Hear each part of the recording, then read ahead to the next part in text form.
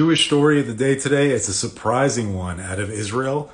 The country today announced 5 of the 36 torchbearers who will be the official torchbearers for the State Independence Day ceremony, which is going to take place on Mount Herzl in Jerusalem.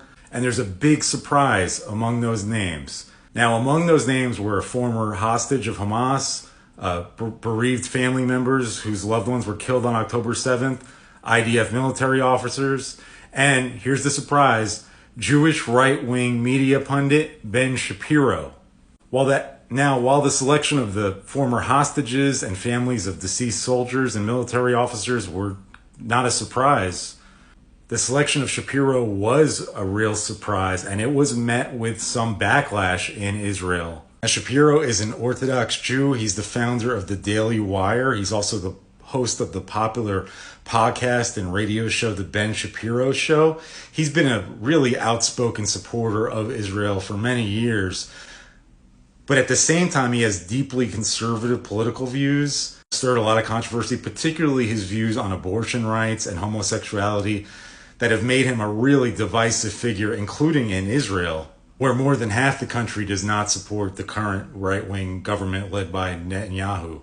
Shapiro was one of the 5 torchbearers named Sunday. There are 36 in total. These torchbearers are selected by a committee with the approval of Israel's transportation minister, Miri Regev. So there's still 31 names to be named as torchbearers in the Independence Day ceremony. But Shapiro's selection is the one drawing a lot of scrutiny. It was met with protests from the Israel Gay Youth Organization. They called his selection, quote, illogical, unquote, that, quote, a person who called us mentally ill will receive a national honor, end quote. They said, quote, every gay boy and girl will again be given the message that this is exactly what their government thinks of them, the group stated. That was in reference to Shapiro in the past having referred to people who are gay as having a mental illness. The group also called on the Knesset speaker, Amir Ohana, who is gay and leads the Israeli Knesset, quote, to reverse this shameful decision, end quote.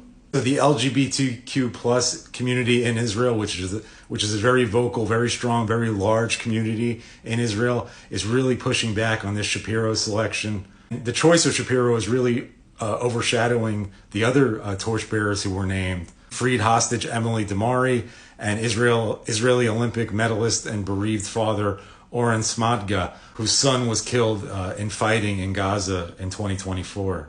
Last year's Independence Day ceremony in Israel was really subdued because of the October 7, 2023 terror attacks, which was the worst, deadliest attack on Jews since the Holocaust. It remains to be seen what the ceremony will be like this year.